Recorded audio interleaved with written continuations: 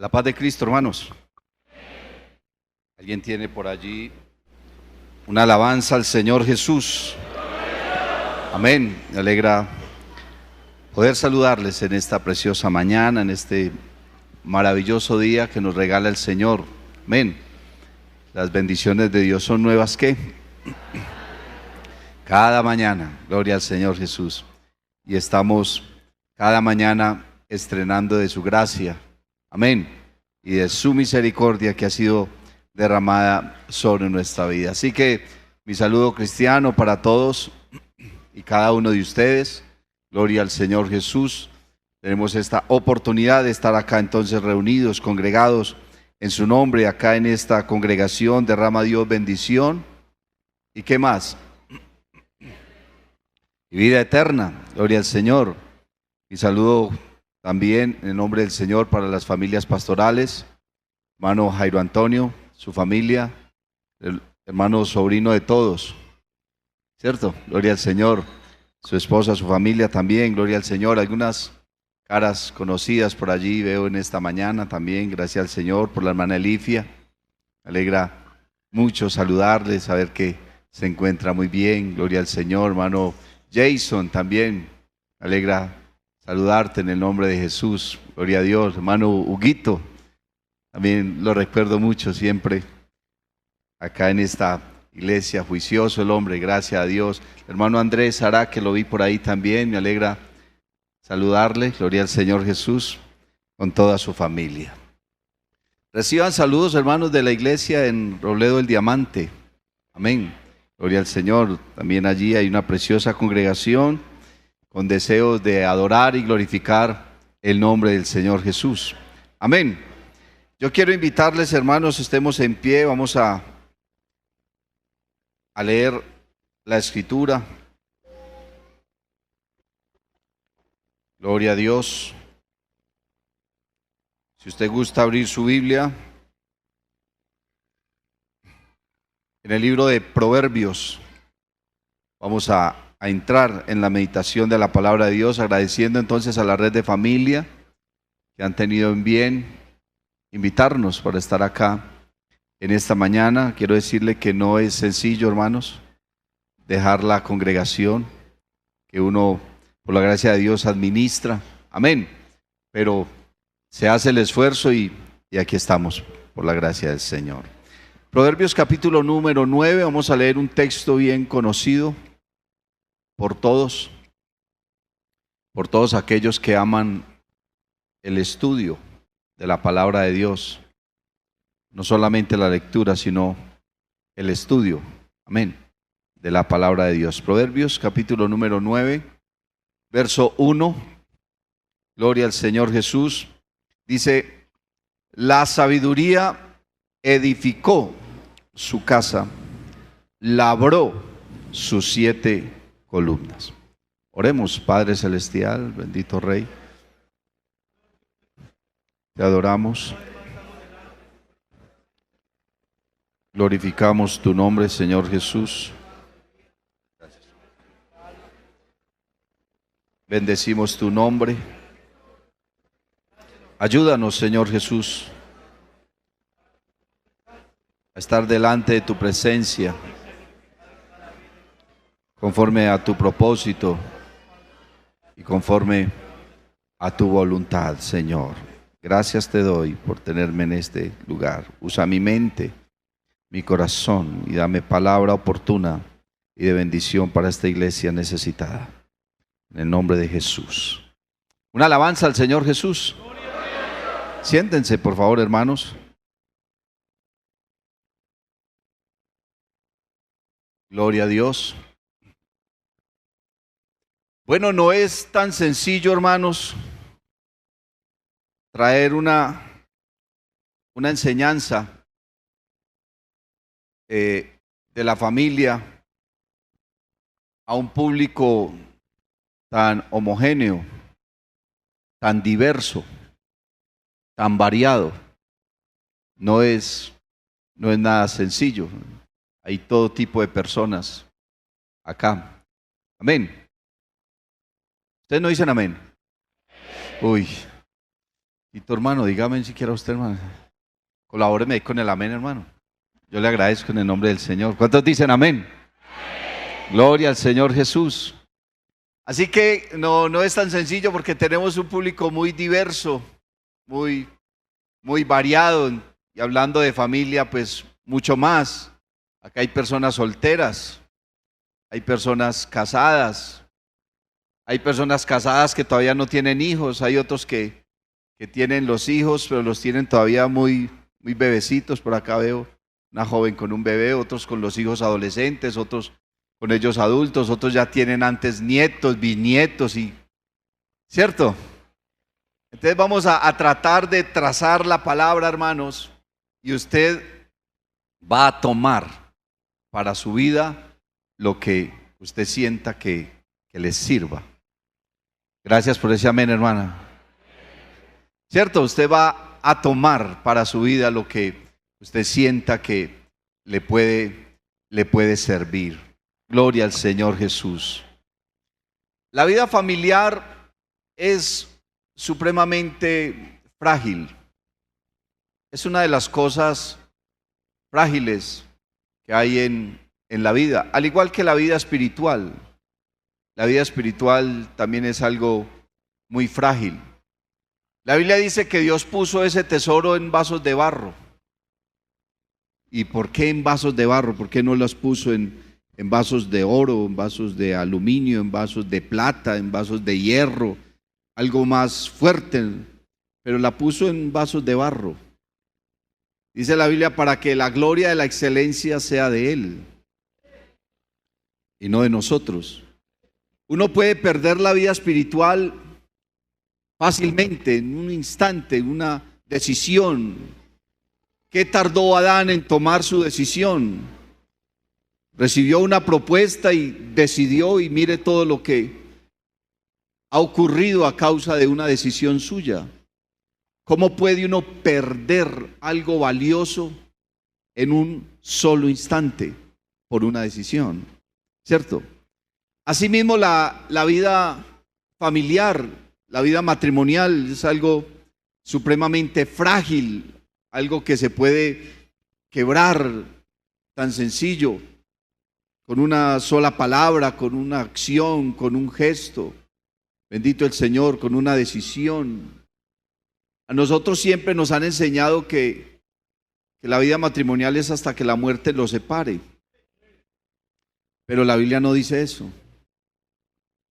La Biblia dice que la muerte hace que el que quede vivo quede libre del yugo. Pero hay otros factores, hay otras cosas que rompen el yugo matrimonial, como el maltrato, el pecado, ¿cierto? El abandono, porque es supremamente frágil la vida matrimonial y la vida familiar. Es tan frágil que la Biblia dice que cada uno debe tener a su esposa o a su mujer sabiamente. ¿Aló? Sabiamente, con sabiduría. Y yo estaba pensando, hermano, ¿cuál es el alcance que puede tener la sabiduría? Y pensamos y queremos de pronto comparar la sabiduría con la inteligencia. Y la Biblia aquí nos está hablando de 7 columnas con las cuales se conforma o se forma la sabiduría. Y la inteligencia forma parte de la sabiduría, pero la inteligencia no es el todo de la sabiduría. Yo conozco personas muy inteligentes y nada les funciona. Pero esta persona tan inteligente y no le funciona nada. Le va mal en el hogar, le va mal en el trabajo, le va mal en los negocios, le va mal en sus proyectos, pero tan inteligente y no le funciona. ¿Qué es lo que pasa? Porque se necesitan otros ingredientes para que las cosas funcionen. Usted no ha visto que hay negocios muy prósperos y cuando cambian de administración, ese negocio tan bueno que había aquí, eso era una belleza, y cambiaron de administrador y el negocio se fue a pique. Y seguramente el que compró ese negocio era muy inteligente, tan inteligente que quiso comprar un negocio que ya estaba montado, ¿cierto? Pero ¿qué le pasó? ¿Por qué se quebró? ¿Por qué no funcionó? porque le faltaron otros ingredientes. Resulta que la vida familiar no solamente depende de ser inteligente. Hay otros factores que afectan positiva o negativamente la vida familiar. Al igual la vida espiritual. Hay personas que uno los ve que inician su vida espiritual con mucha fuerza. Eso a los días de estar simpatizando ya se bautizaron y no ha pasado mucho tiempo y ya están predicando y tremendos líderes. Pero luego ya los ve uno afuera.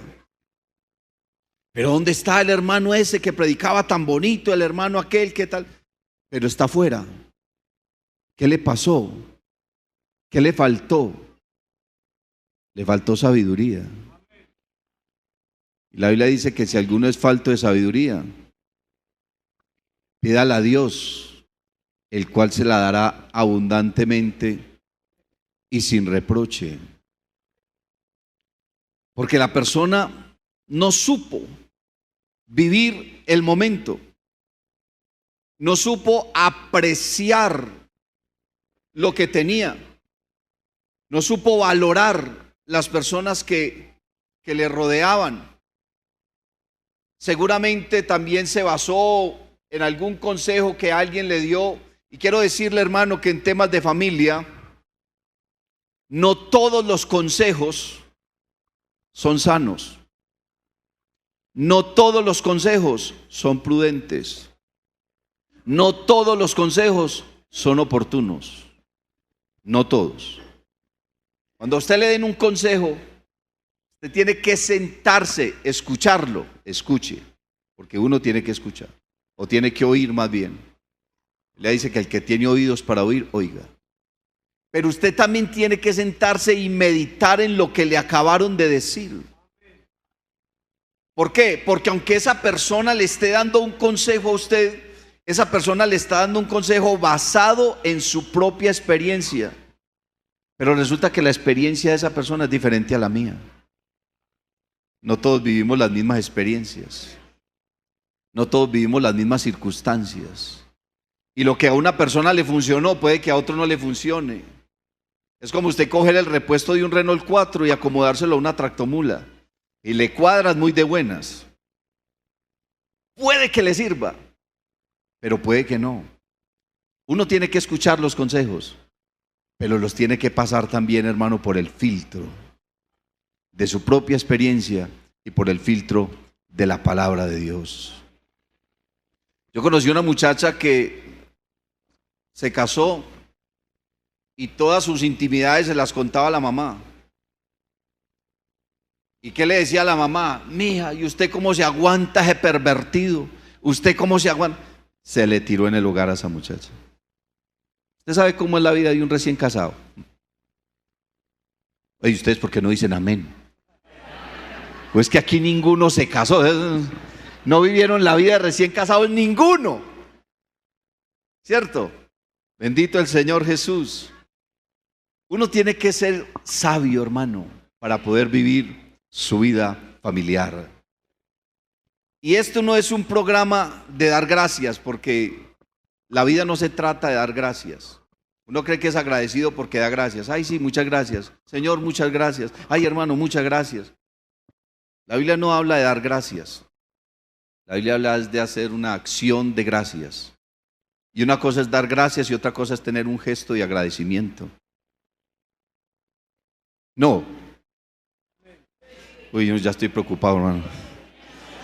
Bendito el Señor. Una cosa es dar gracias y otra cosa es tener un gesto de agradecimiento. Un gesto de agradecimiento. ¿Y qué tanto valoro yo a mi familia y qué tanto estoy agradecido con mi familia?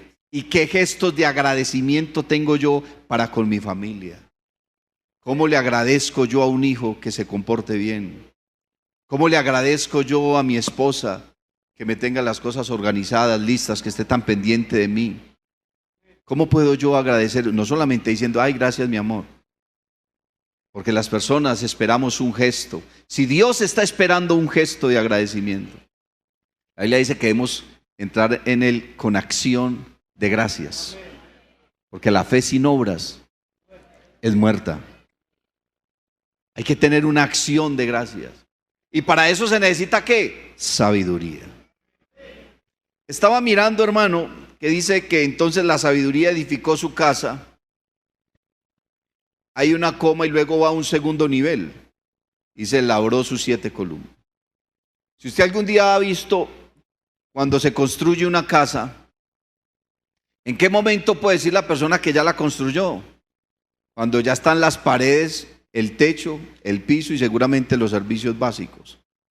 Y la casa está en obra negra, pues la casa ya está hecha. Pero una vez que la casa está hecha, ¿qué hace el constructor? Se dedica a embellecerla. Se dedica a embellecerla. Empieza a revocar, va al almacén, escoge el mejor enchape, escoge el mejor estilo para la cocina, que los baños esto y no sé qué y no sé, y comienza a embellecer. Una cosa es edificar la casa y otra cosa es embellecerla. La sabiduría edificó su casa, pero luego de que la edificó, luego de que ya tiene una casa, porque el asunto no es casarme y tener 2 o 3 hijos. El asunto es cómo voy a vivir de ahí en adelante. Cómo voy a llevar a cabo el proyecto de vida en mi familia. Porque la familia es el principal proyecto de vida. Si lo que usted hace no lo hace en bienestar de su familia, entonces usted no tiene un proyecto de vida basado en la palabra de Dios. Usted puede tener proyectos de vida seculares, laborales, sociales, póngale el nombre que quiera. Pero si eso no redunda o no gira en torno de su familia, entonces, hermano, su familia no es lo principal para usted. Y ese es el gran problema de la sociedad hoy. Que la familia ya no es el centro o el núcleo de la sociedad, sino el individuo. Le están vendiendo la idea a las personas de que lo más importante es lo que usted está sintiendo. No, eso todo mundo se divorcia hoy en día, las familias se acaban. Lo importante es usted que... No, hermano. Lo importante es la familia. Lo importante es la familia. Si usted no trabaja para su familia, si usted no se está capacitando para mejorar el estatus de su familia, si usted todo eso lo está haciendo para usted, entonces ¿a dónde va a llegar? Yo conocí un joven cuya familia era muy necesitada y ese joven trabajaba y siempre que recibía el sueldo iba y se compraba un pollo, se iba para la casa, se encerraba en su habitación y se lo comía solo. Y el papá y la mamá y los hermanitos con hambre. Dígame, ¿qué será de la esposa de ese muchacho si algún día se casara o se casó? ¿Cierto? Con esa manera de pensar. La persona que se casa, la persona que conforma una familia, tiene que saber que ahora el centro de sus proyectos y de sus propósitos es esa familia. Obviamente con la ayuda de Dios. Obviamente con la presencia de Dios. Amén. Gloria al Señor Jesús. Y saber que esa familia se va a gestar basada en ¿qué? Basada en las decisiones que nosotros tomamos. Hermano, el destino no existe. El destino es una contradicción del libre albedrío. Dios lo bendice a usted, Dios lo ayuda a usted, Dios lo usa a usted en la medida en que usted tome decisiones. Basado en las decisiones que usted tome. Usted no puede decir que fracasó y que fracasó porque Dios le dio la mujer que no era. Muchos jóvenes dicen, hermano, es que yo estoy esperando que el Señor me dé mi esposa, que el Señor me dé mi novia. El Señor no le va a dar nada. Eso era un pensamiento que no ha hecho mucho bien. A la única persona que Dios le dio su mujer fue a Adán. Y miren la que lo metió. Y eso que se la dio el Señor. ¿Cómo era que no lo hubiera dado? El resto, todos y cada uno de nosotros, la escogimos. ¿Qué lo llevó a usted a escoger su mujer? No sé. Puede ser que le gustó su cara, le gustó su cuerpo o le gustó su billetera, no sé. Pero fue su decisión. Fue su decisión. ¿Por qué no escogió otra o de otra manera? ¿O por qué no escogió otro o de otra manera? Seguramente te faltó analizar un poco más.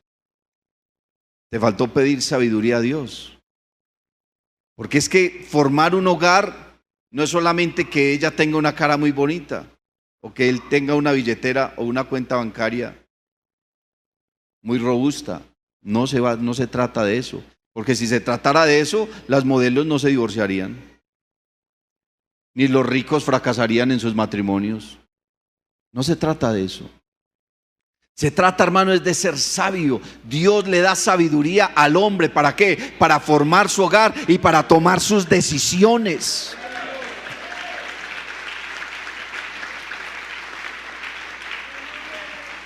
No le pida a Dios su esposa, pídale a Dios sabiduría para escoger la mujer que encaje en lo que usted también es, porque se supone que ella también está orando. La Biblia dice que algunos obran mal y luego culpan a Jehová. No. Ay, hermano, es que yo oré tanto al Señor por esta mujer y me la dio y vea con las que me salió. ¿Qué le pasó a Dios? No, como que ¿qué le pasó a Dios? ¿Qué le pasó a usted, mijo? A Dios no, a usted. Usted fue el que la escogió. Usted la conoció así, usted lo conoció a él así. Usted fue el que se precipitó. Usted fue el que no miró, no analizó su vida. Pero ahora has asumido una responsabilidad y debes cumplirla. Y debes cumplir tu palabra. Y debes cumplir esos votos que hiciste el día que te casaste, porque debes cumplir esa palabra. Ahora que ya tienes tu hogar, tienes que dedicarte a embellecerlo. Dice, la sabiduría edificó su casa, labró. Y yo me pongo a pensar, ¿qué es labrar? La columna ya está hecha.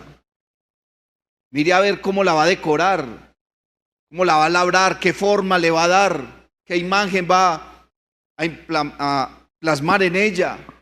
¿Cómo va a formar usted su familia, a esos niños? ¿Qué educación les está dando? ¿Qué ejemplo les está dando? ¿Qué palabra les está enseñando? ¿Cómo está tratando a esa mujer que usted escogió, a ese hombre que usted escogió? Porque es un edificio la familia. Y depende de nosotros, hermano, que esté sobre un buen fundamento. Y estaba entonces pensando, hermanos, gloria al Señor Jesús, en esta palabra, porque habla de 7 columnas. La sabiduría edificó su casa, labró sus 7 columnas, y estaba considerando esas columnas de la sabiduría. ¿Y usted sabe cuál es el principio de la sabiduría? El temor a Dios. Si nosotros en verdad temiéramos a Dios, no tendríamos divorcios en la iglesia. Ni siquiera habría necesidad de hacer estos programas. ¿Sabe qué muestra un programa de estos? Muestra una falencia. Ay, hermano, qué bendición de programa. Sí, una bendición el programa. Pero ¿qué está mostrando este programa? Que hay una falencia, por eso se hizo. Para poder cubrir la falencia que hay en nuestras vidas, en nuestros hogares, en nuestras congregaciones. Y en todas partes los hacemos. Nosotros también lo hicimos hace poco en la iglesia. Y uno considera, uy, hermano, fue una bendición.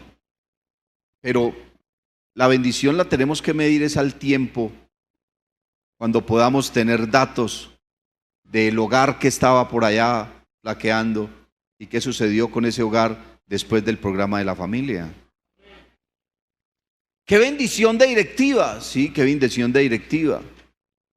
Pero entonces, ¿cómo esa directiva tiene a su familia? ¿Cuál es el ejemplo que nos están dando nuestros pastores a través de estas enseñanzas, a través de estos programas? ¿Cómo lo está asumiendo usted? Estaba mirando entonces algunas de esas columnas, y creo que la primera de ellas es el temor a Dios.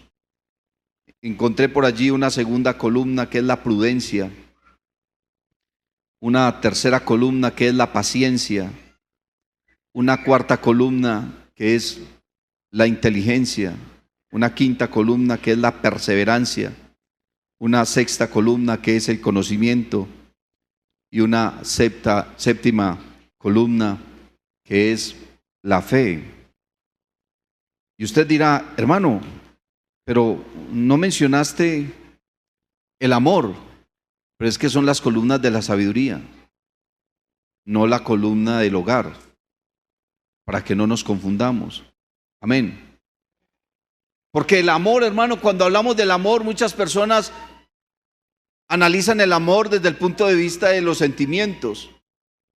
Y de hecho toda la vida nos vendieron la idea de que el amor es el sentimiento más lindo y las telenovelas y no sé qué y la música romántica y miramos el amor como un sentimiento. Y las personas que viven su vida familiar basadas en el sentimiento del amor están condenadas al fracaso. ¿Por qué? Porque el amor no es un sentimiento. Los sentimientos son emociones y las emociones son pasajeras. Tú te levantas contento en la mañana, a mediodía estás bravo y por la noche una depresión de locos. Varía, somos bipolares. Eso de ser bipolar está en casi todo, forma parte del ser humano. Lo que pasa es que hay quienes lo reflejan más que otros y hay otros que necesitan atención médica. Pero de alguna manera todos somos emocionalistas. Hay noticias que nos alegran, otras que nos aplastan. Y de acuerdo a las emociones tomamos decisiones. Y cuando uno toma decisiones basado en las emociones, pues está fracasado. El amor no es, hermano, un sentimiento. El amor es una decisión. Y ahora, ¿qué hago yo aquí? Dice Jehová. Ya que mi pueblo es llevado cautivo injustamente, y los que lo llevan cautivo lo hacen aullar, y mi nombre es blasfemado todo el día. Por tanto, mi pueblo sabrá mi nombre por esta causa en aquel día, porque yo mismo que hablo. ¿Eso qué fue? Eso fue una decisión que tomó el Señor. Yo mismo que hablo, he aquí estaré presente. Porque de tal manera amó Dios al mundo que ha dado a su Hijo unigénito. ¿Qué tomó allí Dios? Simplemente Dios decidió amarnos. La razón por lo que lo haya hecho es otra cosa, es otra discusión, pero Él decidió amarnos, y como decidió amarnos, se entregó, pagó el precio y sigue amándote, y cometes errores y te sigue amando, y pecas y te sigue amando, y te arrepientes y te sigue perdonando. Si yo decidí amarte, entonces ¿por qué no soy capaz de perdonarte? ¿Dónde se quedó mi decisión? Si yo decidí amarte, ¿por qué no te tolero? ¿Por qué no te soporto? ¿Por qué no comparto las mejores cosas de mi vida contigo? ¿Por qué? Entonces no fue una decisión. Simplemente tuviste un sentimiento. Te basaste en una emoción pasajera. Eso no puede ser la vida del hogar. Por eso es que la primer columna no es tanto el amor, sino el temor a Dios.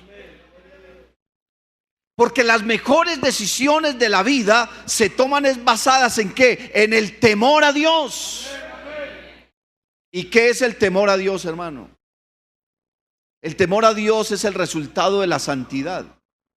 Y podemos darle muchas definiciones a la palabra santidad, pero sencillamente la santidad es la convicción de la presencia de Dios en mí. Si yo estoy plenamente convencido de que Dios está en mí, entonces el resultado de ello, hermano, es que yo soy santo. Y si soy santo, temo a Jehová. Temo a Jehová. Le temo a Dios. Y no solamente está hablando de miedo, porque qué susto, hermano, la ira de Dios. A mí sí me da miedo. Hay gente que dice, no, es que el temor a Dios no es tenerle miedo a Dios. No, sí, oiga. Horrenda cosa es caer en manos del Dios vivo. Jacob, hermano, se encontró con la presencia de Dios allá en Betel. ¿Y qué dijo? Dijo, uy, qué bendición, gloria a Dios. No, uy, qué terrible lugar. No es otra cosa sino que casa de Dios y puerta del cielo. Le pareció terrible. Uy, qué susto, me encontré con Dios. Y ahora entonces, ¿qué decisión tomo? Porque es que uno toma decisiones también de acuerdo al concepto que tiene de Dios, la imagen que tiene de Dios y el conocimiento que tiene de Él. Dios se le manifestó a Abraham Le dijo: Abraham, yo soy el Dios todopoderoso. No le dijo: soy un Dios todopoderoso. De una vez se le presentó como el único, como el solo, como el soberano. Yo soy el Dios todopoderoso. Y como ya sabes que yo soy el Dios todopoderoso, entonces tienes que hacer dos cosas: andar delante de mí y ser perfecto. Nosotros no nos podemos parecer a las demás religiones, a las demás iglesias, a las demás denominaciones. No, porque nosotros tenemos un conocimiento diferente de Dios, de lo que ellos tienen. Y este conocimiento demanda de parte nuestra un nivel más alto de sabiduría, de temor de Dios y de santidad, porque conocemos al verdadero y estamos en el verdadero, en su Hijo Jesucristo. Y Jesucristo es el verdadero Dios y la vida eterna. Y si basado en el temor a Dios, en mi santidad, y basado, hermano, en lo que yo conozco de Dios, entonces tomo las decisiones de mi familia tiene que ser un éxito. Aleluya. Hermano, porque yo no percibo un cristiano santo, lleno de temor de Dios, maltratando a la señora. Yo no concibo una mujer cristiana, santa, temerosa de Dios y robándole al esposo, mintiendo, andando en una vida oscura o una doble vida.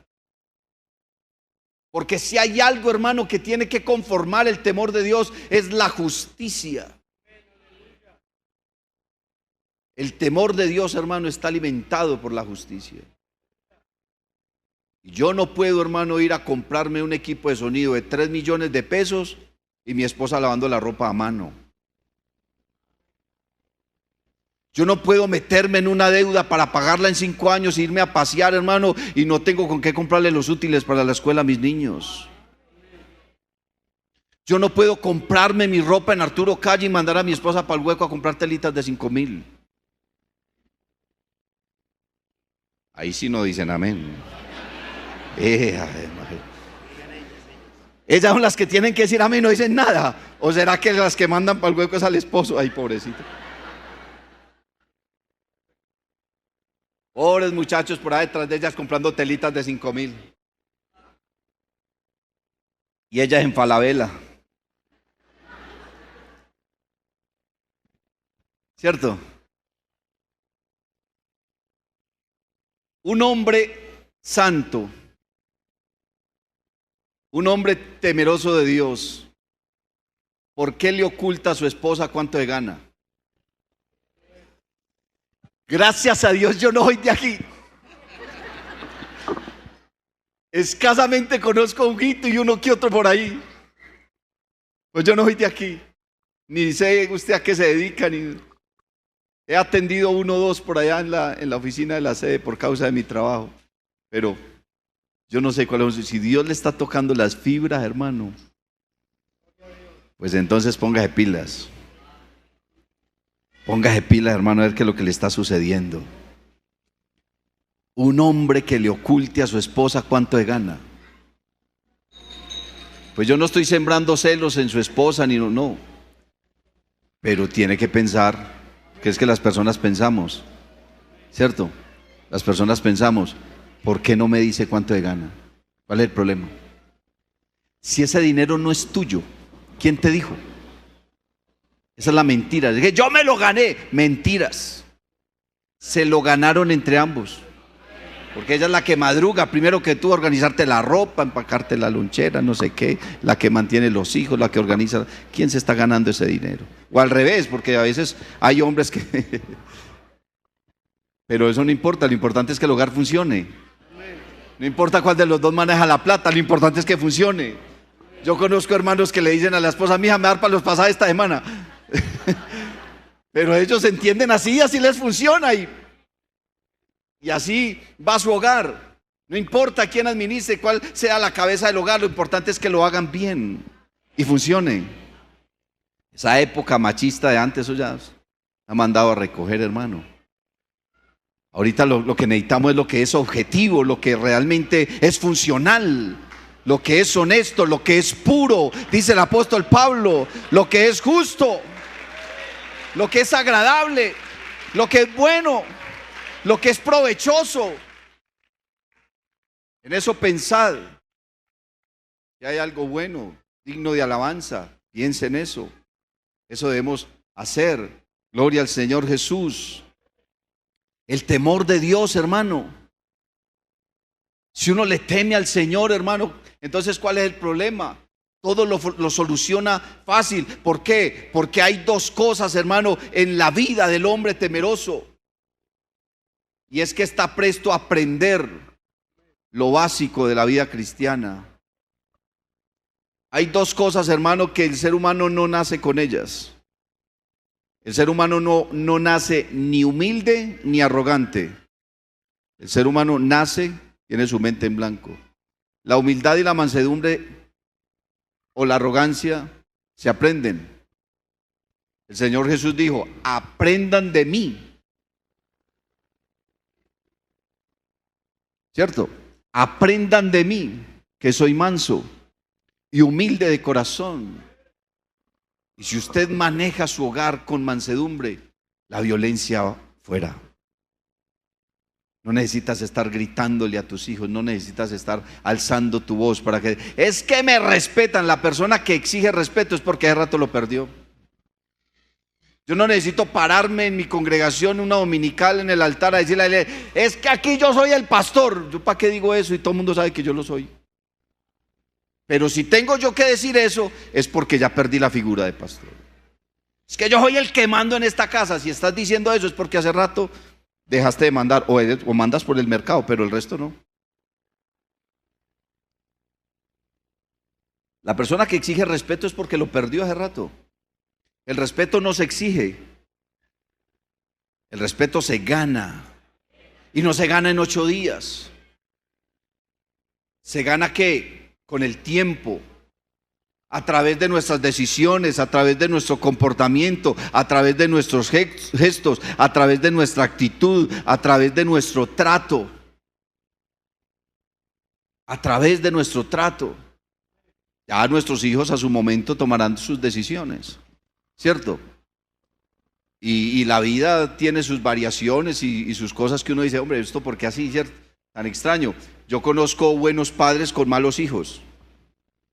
Y conozco malos padres con buenos hijos. Pues hay otros factores que seguramente afectan las decisiones de las personas. Pero que si mis hijos se van a perder, que no se pierdan porque yo los hice perder. Que no se pierdan porque yo no les enseñé, o porque vieron algo malo en mí, porque no los instruí, porque no fui buen padre. Si se pierden es porque ellos decidieron hacerlo. Pero que mi conciencia, al presentarme delante de Dios, me diga: yo los eduqué, les enseñé la palabra, los traté bien, pude proveer para mi familia, pude proveer para mi hogar. Todo lo que hice en mi vida, lo hice por mi familia, lo hice por mi esposa, lo hice por mis hijos. Bendito el nombre del Señor Jesús. Si usted le teme a Dios, hermano, va a tener un buen hogar, seguro. Porque ese es el principio de la sabiduría. Y podemos irnos entonces a una segunda columna, que es la prudencia. Y a veces nosotros somos imprudentes es porque somos muy apresurados. Vea, hermano, las mejores cosas de la vida se obtienen con prudencia. Se obtienen con prudencia, con buenos fundamentos. ¿Cuál es el problema de los países subdesarrollados o tercermundistas que llaman? Que nosotros tenemos el pensamiento de querernos enriquecer de un día para otro. Por eso es que una persona llega y pone un negocio allí en la esquina y quiere ganarse en el negocio el 50% de lo que invirtió. Y eso no funciona así. Y quiere que su negocio sea el mejor en 8 días. Y resulta que hacer empresa Es algo que tarda años, pero años. Vaya, pregúntele a los fundadores del éxito cuánto tiempo llevan y cómo empezaron. De esos almacenes grandes de cadena. Vaya, pregunte, hermano, en los países desarrollados, en las potencias mundiales, ¿cuál es el pensamiento de la gente? Es hacer empresa y dedicarse a esa empresa. Y cuando se funda una empresa, esa gente presupuesta pérdidas, porque ellos saben que los primeros años son pérdidas. Pero nosotros montamos un negocio y al mes, hermano, nos fue mal. No, esto no sirvió y ya estamos cerrando. ¿Quién dijo eso? Los primeros meses, los primeros años, seguramente habrá pérdidas. Es como en el hogar. Los primeros años es difícil. Mi hija se casó hace 2 meses. Y hay gente que llega y me dice: oíste, Eduardo, ¿y cómo le está yendo a tu hija? Y yo, me voy a preguntar con 2 meses. Yo con 2 meses los veo ahí felices, están de luna de miel. No, pregúnteles cuando lleven 10 años. Yo puedo preguntar a Tito cómo le está yendo en el matrimonio, ya lleva unos añitos. Pero uno con 2 meses todavía no sabe. Que todo es muy lindo, todo es mi flor, mi rosa, mi hermosura. A los 10 años ya es mi paloma. Y dígame, ¿qué paloma? Sí, porque le vuela cada 8 días. ¿Sí o no? A un matrimonio hay que preguntarles cuando lleva 10 años. Hermano, nosotros en nuestro hogar tenemos que ser prudentes. Vea, muchas hermanas llegan y le dicen a uno: ay, pastor, ayúdeme a orar por mis hijos que no quieren volver a la iglesia. Ayúdeme a orar por mi esposo que es inconverso. Y uno empieza a analizar la vida de esa persona. ¿Y qué clase de persona es ella? La hermana que te está diciendo eso, ¿qué clase de persona es? Resulta que la hermanita se va para la casa y ahí está reunida la familia y empieza a hablar mal del pastor delante de toda esa gente inconversa. Empieza a hablar mal de la líder de Dorcas, del líder de no sé qué, que es que en la iglesia esto no sé cuántas, que es que allá que pedirera de plata, y empieza a ventilar lo feo de la congregación delante de su familia inconversa. ¿Cuándo? Yo sé que ustedes ya saben lo que voy a decir. ¿Cuándo se va a convertir esa gente si nosotros le estamos llevando lo feo que vemos en una congregación? Mujeres imprudentes, hombres imprudentes, hermano. Esas cosas no se hablan delante de la gente inconversa. Usted delante de la gente inconversa, sea su familia o no, usted debe hablar cosas que edifiquen. Usted debe hermosear el evangelio delante de ellos, no lo afee. Usted debe maximizar la iglesia delante de ellos, no minimizarla. Pero la imprudencia, hermano, acaba con eso. Somos imprudentes con nuestros hijos. Vea, yo he visto, hermano, maestros de escuela dominical poniéndole en quejas al padre de algún niño por su mal comportamiento. Y la mamá o el papá de ese niño: venga, mijito, que es que a usted aquí lo que le tienen es bronca. Entonces ese niño, ¿cómo va a ser su manera de pensar frente a su maestro de escuela dominical y frente a la clase que le están tratando de dar una enseñanza de la palabra de Dios, que usted ni siquiera lo hace en su casa, y usted cree que la educación cristiana se la dan a los niños en la escuela dominical y que usted no tiene responsabilidad? ¿Qué pensamiento va a tener ese niño? Que su maestro es un pelele, que su maestro es un don nadie, que puede irse para la iglesia y tomarse la clase de escuela dominical de sombrero y pegarle a los otros niños y nada pasa porque el papá lo defiende, porque el papá es más necio que él, porque el papá es más ignorante que él. A usted, hermano, no le tienen bronca a su niño, a usted le están haciendo un favor al educar su niño en la vida cristiana. Venga, mijo, que a usted lo que le tienen es bronca aquí en esta iglesia. En esta iglesia no hay amor. Y su niño escuchando todo eso. ¿Qué clase de prudencia tiene usted? ¿Qué educación cristiana le está dando a su niño?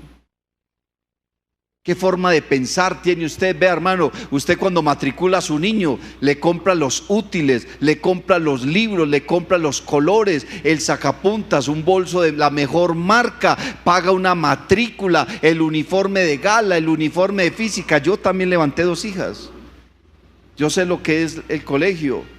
Le da plata para las fotocopias, le da plata para una cosa, pero al principio del año en la iglesia le piden 2,000 pesos para la ayuda de escuela dominical. Esa pedidera en esta iglesia. Y se enojan. Y su niño escucha eso. Quiere decir que para usted es más importante la vida secular de su hijo que la vida espiritual. Y hay que hacerlo uno. Ustedes saben mucho, hermano. Ustedes saben mucho. Y hay que hacerlo uno sin dejar de hacerlo otro. ¿Usted cree que por qué el apóstol Pablo le dijo a los romanos, no a todos los romanos, a la iglesia que había en Roma, que era una iglesia conformada por griegos y por gentiles, y por cristianos y por judíos? Pero ellos estaban equivocados frente a muchas cosas del evangelio y no les estaba funcionando muy bien el evangelio. Y algunas cosas andaban mal a nivel de doctrina, a nivel espiritual, a nivel familiar, a nivel social, a nivel espiritual, a nivel familiar. Y entonces el apóstol Pablo les dijo, vea, es que aquí el asunto es que ustedes tienen que cambiar la manera de pensar. Si ustedes no cambian la manera de pensar, no les va a cambiar la manera de vivir.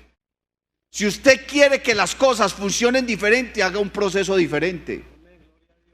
Pero si usted siempre hace las cosas de la misma manera, entonces tendrá siempre el mismo resultado. Si tú cambias tu manera de pensar, les dijo Pablo, entonces va a cambiar la manera de vivir. Y la única manera de entender, hermano, que la voluntad de Dios es buena, es agradable y es perfecta, es cuando se cambia la manera de pensar y cuando cambia la manera de vivir. Cambien su manera de pensar, transformados por medio de la renovación de vuestro entendimiento, para que podáis comprobar que la buena voluntad de Dios es agradable y es perfecta. Seguramente como está tu familia ahora, no es lo que Dios quiere de tu familia. Hermano, es que esta es la familia que Dios me dio. Dios te permitió tener una familia, pero tu familia es el resultado de lo que tú has sembrado en ella, de lo que tú has hecho con ella, de cómo tú has trabajado con ella, de cómo tú has edificado esa familia. Y si no te ha ido bien, no ha sido por culpa de Dios, porque Dios te ha dado todos los medios. Tú tienes que estar agradecido con esa familia, hermano, porque esa familia te está soportando, te está tolerando, te está aguantando. Que no crea que usted es el único que está soportando. Ellos quizás están soportando más que tú. Y seguramente para ellos es más difícil tenerte a ti como padre que tener para ti a ellos como hijos. ¿Quién sabe cómo será la balanza? ¿Qué tanto te ama tu familia? Si usted es de las personas que cuando llega de un largo viaje, hermano, su familia abre la puerta y lo ven a la distancia y salen corriendo a abrazarlo porque ¡ay, llegó mi papá! ¡Ay, llegó mi mamá! ¡Qué alegría! Pero si usted es de los que cuando llega a la casa todos salen corriendo pero a esconderse, entonces haga ese examen y no los juzgue ni los critique porque no lo aman o no lo aman como usted quiere, no.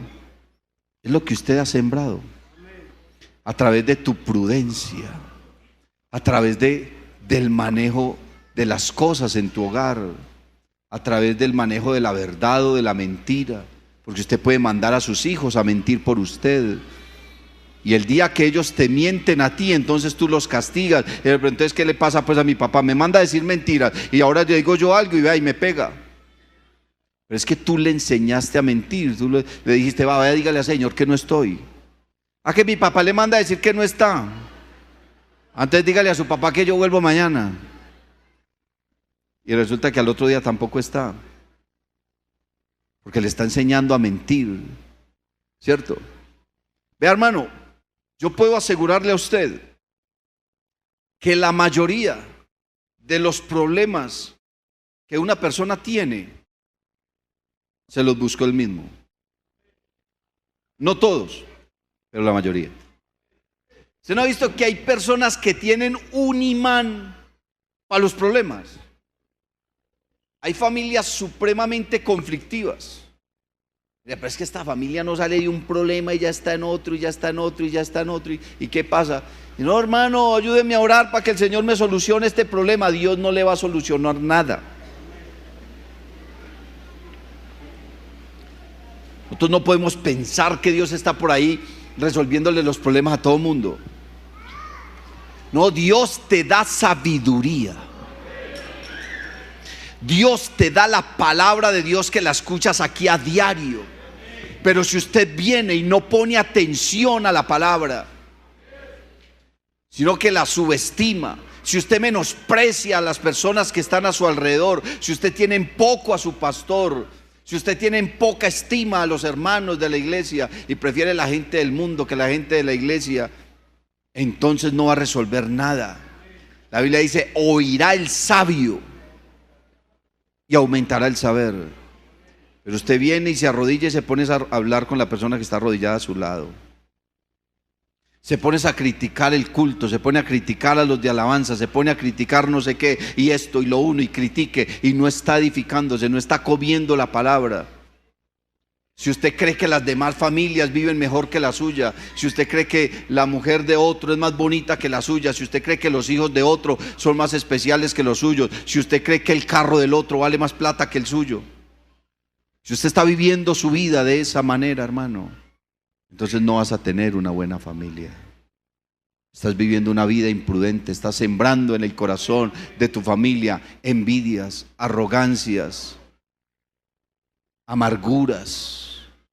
Hay familias que están amargadas porque su papá o porque su mamá sembró esa amargura en ellos.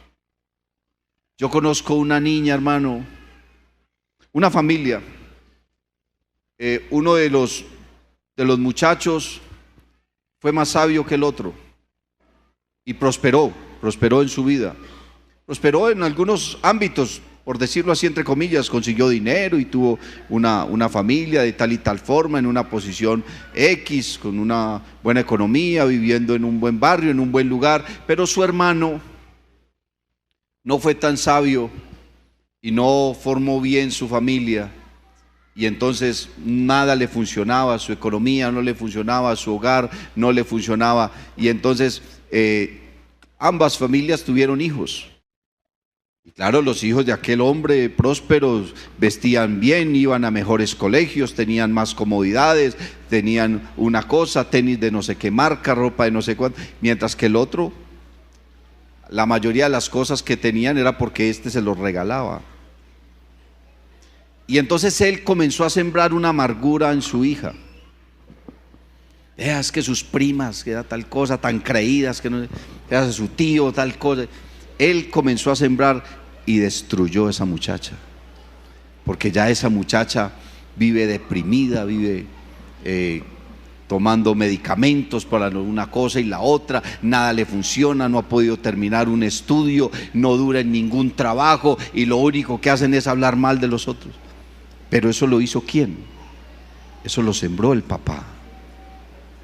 Pero si ese hombre hubiera sido más sabio, en vez de sembrar una amargura en su hija, hubiera sembrado más bien un espíritu de proyección, de prosperidad, de avance, y no estar envidiando lo que el otro tenía, y no estarse lamentando por lo que no pudo tener él, su hija hubiera vivido de otra forma. Su hogar hubiera sido de otra manera. Por eso dice la Biblia: la sabiduría edificó su casa y labró sus 7 columnas. Dice la Escritura que la mujer sabia edifica su casa. No es solo la mujer sabia, es simplemente una figura que el escritor tomó porque en su época la figura femenina tenía una gran influencia sobre su hogar, seguramente hoy también, pero en esa época lo miraban de otra manera. Pero un hombre necio también destruye su hogar. Podemos decir que cuando dice que la mujer sabia edifica su casa, no es solo la mujer, es la familia sabia la que edifica su casa. Porque la mejor solución no es el divorcio, la mejor solución no es la separación, no, la mejor solución es ser maduros, es ser cristianos, es tener temor de Dios. ¿Y cómo es que vamos a resolver esto? Tenemos que llegar a un acuerdo, tenemos que llegar a una conclusión. ¿Cómo vamos a organizar esta situación? Tenemos este problema, oremos a Dios que nos dé sabiduría. Pero no vamos a botar nuestra familia, ni vamos a estar tirando por ahí, hermano, nuestra sangre. Porque eso dice mucho de ti. Uno cree que un segundo hogar puede ser mejor. ¿Quién te garantiza eso? Si te vas a buscar tu esposa a Marte o a la Luna o a Júpiter de pronto, pero mientras sea de esta tierra, estará bajo las mismas condiciones y las mismas circunstancias que la que estás despreciando. Tus hijos estarán bajo la misma cultura y bajo la misma manera de pensar. No depende que te consigas otra mujer en otra parte, más bonita o más joven. No depende de eso. Porque hasta puede que te funcione menos o te sirva menos. No depende de que te consigas otro hombre con más dinero. No, ese dinero no va a marcar la diferencia. A veces se disfruta más lo que se trabaja con esfuerzo que lo que llega fácilmente. En la ganancia fácil no hay bendición, dice la palabra de Dios. Depende es que tú te arrodilles y le digas al Señor que te dé sabiduría, que aprendas a temer a Dios, que te pongas los pantalones y te amarres la correa y cumplas tus promesas. Y actúes como un hombre, que actúes en coherencia de lo que eres, que hables en coherencia de lo que piensas, que uses la palabra de verdad. Que seas sabio para enseñar a tu familia el temor a Dios y que ellos vean en ti la presencia de Dios y puedas decirle al Señor Jesús: te doy gracias por estos hijos, te doy gracias por esta mujer, te doy gracias por este hombre, te doy gracias, Señor, por esta iglesia, te doy gracias por mi pastor, te doy gracias por la palabra que me edifica. Te doy gracias por los hermanos que oran por mí. Te doy gracias por aquellos que se preocupan por mí. Te doy gracias, Señor Jesús. Y como gesto de acción de gracias, voy a tomar a mi familia y voy a entregar lo mejor de mí para ellos. Y yo sé que las cosas van a cambiar. No esperes que tu familia cambie. Cambia tú, y ellos cuando vean el cambio en ti, entonces cambiarán también. Comenzarás a experimentar una vida diferente en Dios y una vida llena de agradecimiento. Póngase en pie, hermano, en el nombre de Jesús.